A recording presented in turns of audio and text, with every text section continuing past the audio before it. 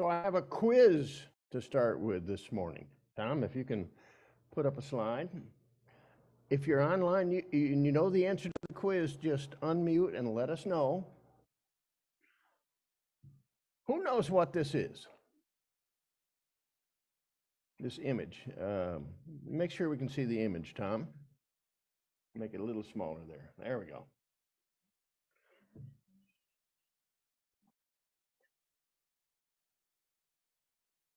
Well, it's probably close, but no. Okay, Tom, give us the next slide. It's the mantra Om Mani Padme Hum. In Tibetan script, so that's why you weren't able to read it. I wasn't able to read it either. But it's so much aligned with what we're talking about this month, our theme for the month, the theme of affirmation. And particularly today, the idea that it's repetition of thought, of speech, of action that causes us to manifest our heart's desires. Now, if you were to look up Om Mani Padme Hum, I'm not sure I'm pronouncing it correctly, because I don't sing that or chant that mantra very much. I've tried it a few times. But it goes again and again, that same small phrase. And it embodies Om, that original sound for all of the universe. It embodies compassion and wisdom. It embodies purity. And then at the very end, that last little bit, H-U-M, means I am. I am that. I affirm that I am love, that I am compassion, that I am wisdom. And these are what I am, my very being. So today we're going to talk about repetition, and the role that it plays in affirmation. I've put together, as I often do, a key spiritual truth. And I want to give it to you, and I'll refer to it again a couple of times before we're done. Key spiritual truth for today: when my thinking is clear, my speech is wholly positive, and my actions consistent, I manifest my desire. Once again, when my thinking is clear, my speech wholly positive, and my actions consistent, that goes along with the perseverance you were talking about, Betty, I manifest my desire. I often look for spiritual wisdom in different corners, because as though I grew up in a traditional Christian setting, I find that the same truth is often expressed in different ways that help us make it a little more accessible to us.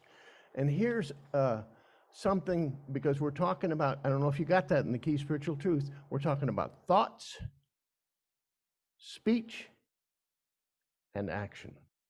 Three things, and we'll talk about that in reference to repetition.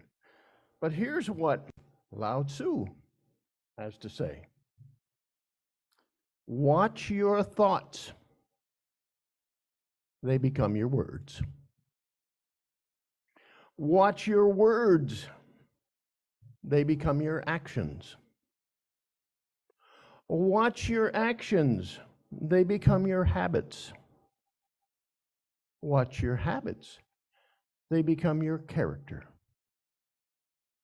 Watch your character. It becomes your destiny. Well, we're going to deal with those first three parts of it today.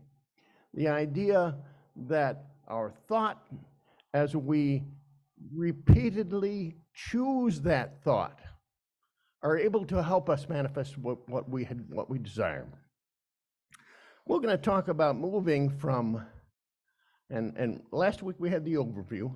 We're going to talk about moving from a level of consciousness that is like being a victim through the process of moving to the level of consciousness where we are a victor.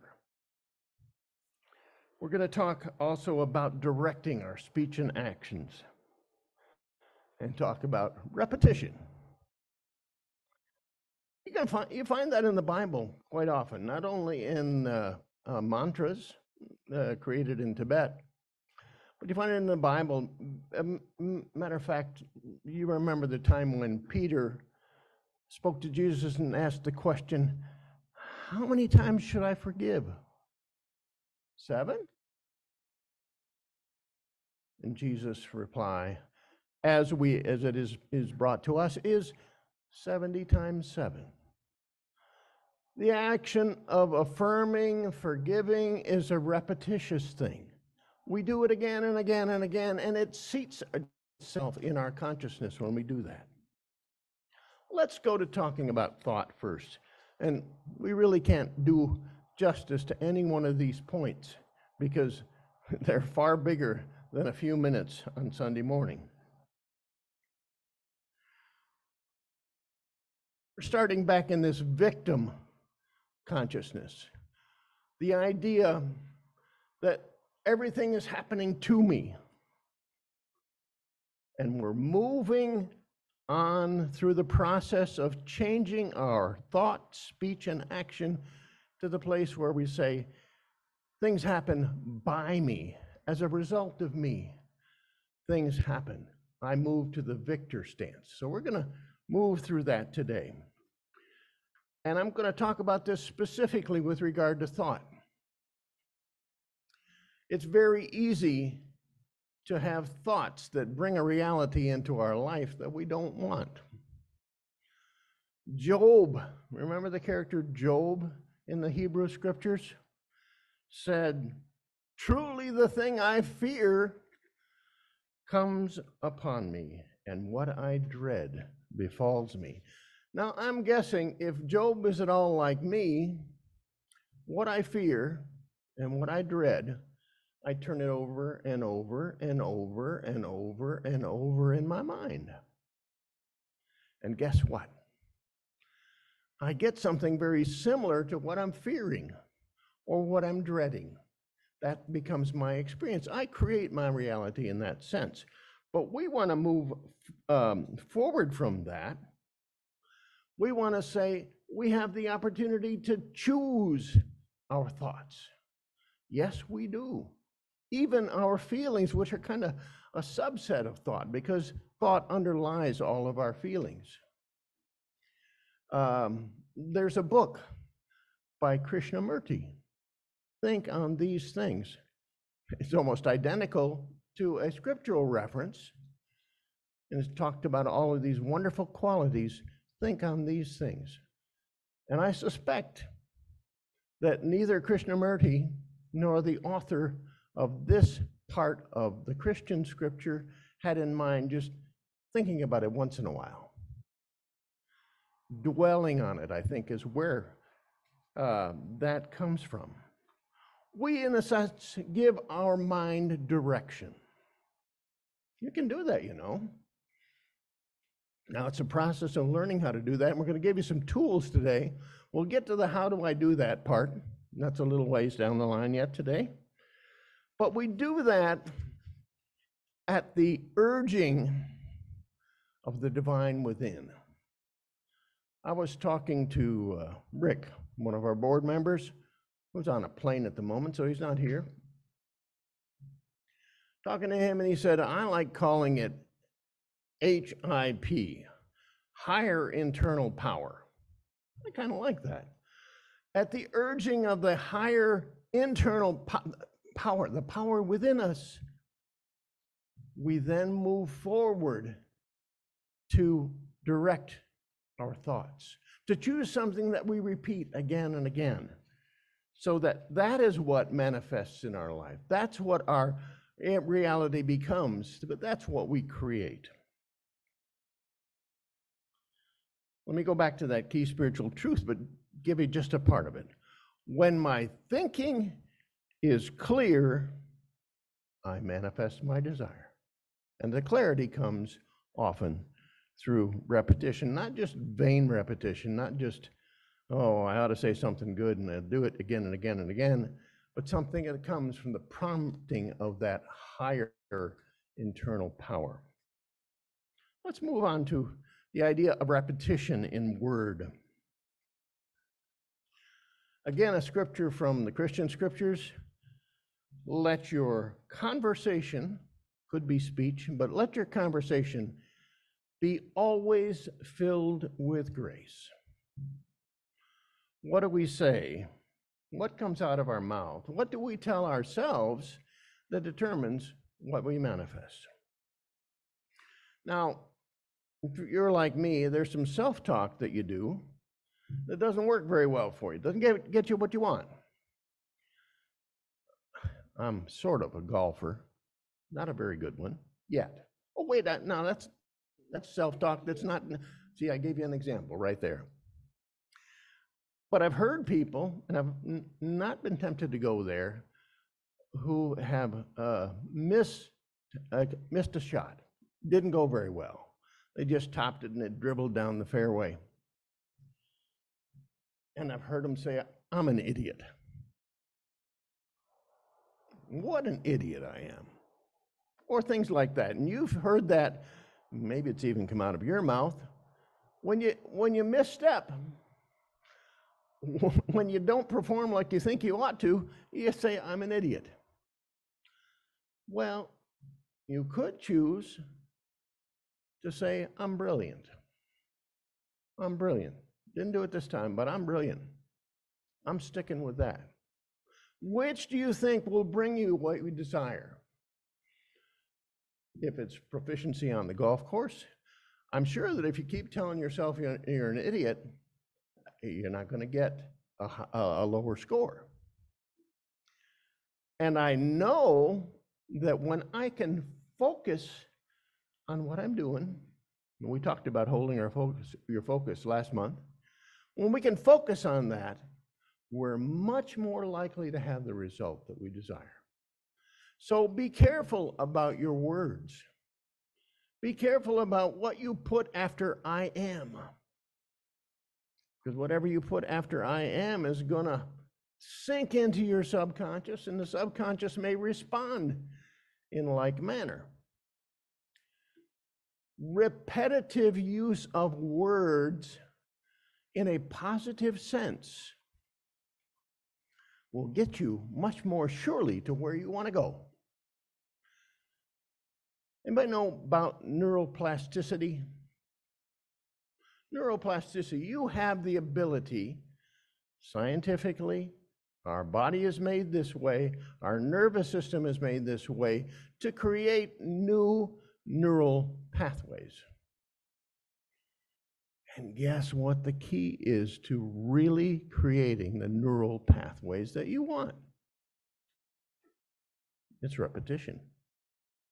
Thanks, Earl. I like the symbol.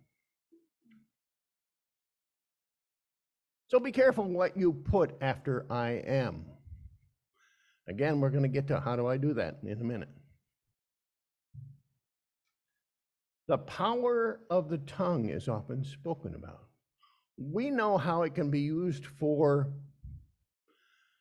things that don't get us, even as a society, where we want to go. We know how it can be used for that benefit of society or of our community. But the tongue is powerful, particularly when that tongue says the same thing on a consistent basis. So we go back to the key spiritual truth. When my speech is wholly positive, I manifest my desire.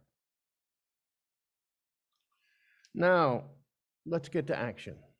Remember we talked about higher internal power? That's where it all starts. If we would truly live out the potential that we have, well, that first higher internal power, directed thinking, directed speech, and then we get to directed action. So we go through those steps. It starts with thought. It kind of gets into this world through our speech, but then we get to the action that's part of it. I don't know if you know any athletes But if you do, an athlete, both in mind and physically in action, goes over and over and over. I read a thing about Bruce Lee. You know about Bruce Lee, that martial art artist and actor? Bruce Lee said, I don't worry about somebody who's mastered or probably not mastered, but knows how to do 10,000 kicks. And what I worry about is the person who has practiced those kicks, one kick 10,000 times. The action that we do, that we choose to repeat again and again, is what becomes a very part of us. And on fourth Sunday, we're going to get to that. How do we live this whole thing out? But this is the basis for that. I ride bicycles. I began it not too long ago, again, more seriously. Reverend Michael Eaton of the United Methodist Church and I ride Mondays and Fridays. And there's a hill. If you live in Payson, you know Vista. You're coming up from the golf course, and you're coming up that's quite a hill. And at the end of a 20-mile ride, it's pretty challenging. For me, anyway, it was. And guess what? The first time I had to stop 3 or 4 times before I ever got to the top of the hill and walk. And then I got down to 2 times and 1 time. And I'm delighted to know that I finally don't have to stop and walk. But it didn't happen at the first shot. It happened because repeatedly I worked on it again and again and again. Ann sitting over here, she talked about writing music again. When she writes or plays music, the first time she does it might not come out exactly like she wants it to come out. Is that true, Ann? But again and again, taking the action of rehearsing that rehearsed action brings you eventually to the result or pretty close to the result that you desire. Same is true for us in all that we do. Starting with thought, moving through our speech, and choosing our action and repeating it over and over and over again will bring us, as we say in our key spiritual truth, to the point where we manifest our desire. Now, I do this almost every time. How do I do that? You know, it's nice words that we've spoken here, but how do I do that? And I'm going to suggest some things, but please take these and adapt them to however they may work for you. Number 1, before this service ends, or shortly thereafter, if I don't talk too long, you're going to hear my phone ring, the alarm on my phone. I'm trying this out. I'm doing a thought check every hour. I do it on my phone because I wouldn't remember to do it otherwise, and I'd get so busy with many other things, and my thoughts may have strayed way off course to where I really want to go. So how do I do that? Do a thought check. Do it at mealtime. Do it when you take your medications in the morning and at night. Do it in any regular fashion that you can, but do it repeatedly. Check your thoughts and say, are they really where I want to be? And bring your thought back to that place where you want to be. Number 1, that's thoughts. Number 2, Donna and I have developed a little habit. I think she's better at it than I am. The habit of giving feedback to each other when we speak something that isn't wholly positive. When we engage in some sort of self-talk or home talk that isn't positive, it isn't positive in nature, it isn't affirmative, to use our word. So, number 2, if you would take those words that you say and begin to get in the habit of treating them positively. You're going to speak after the I am what it is that you really desire. Get a buddy. Find a buddy who will check you, give you some feedback when they find that you're not doing that, or maybe pat you on the back when they find that you are doing that, speaking positively about what you desire. What's in line with your purpose? What connects with who you uniquely are? And then action. So often we get, let me claim it. So often I get involved in a number of things that aren't really mine to do. I want to help people, and so I very codependently think I've got to get in and solve their problems or help them do what they need to do, but it's not really mine to do. So stopping to check, is this mine to do? Again, starting with that higher internal power, connecting with purpose, connecting with my uniqueness. What is mine to do? What fits with my purpose? And then do it with all my might. I grew up memorizing the King James Version. Whatsoever thy hand findeth to do, do it with all thy might. I remember that one. I memorized again and again. By the way, the memorization process is that repetition again and again, so that it's embedded in our consciousness and in our mind. So what is mine to do?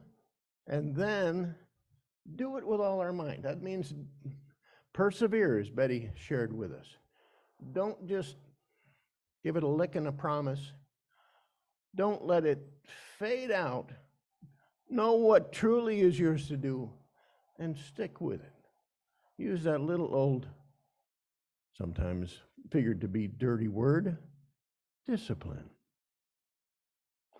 So let's look at that key spiritual truth again.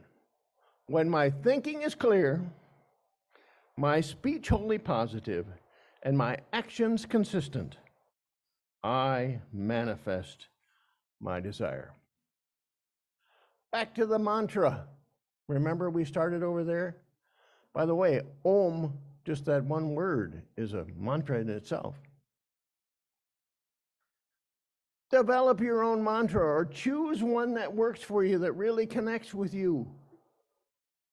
Say that regularly, again and again, repeatedly. Write your own affirmation and say it again and again. One that's just specific to you. One that touches your very heart and soul. So I say affirmation, repetition, repetition, repetition, and so it is.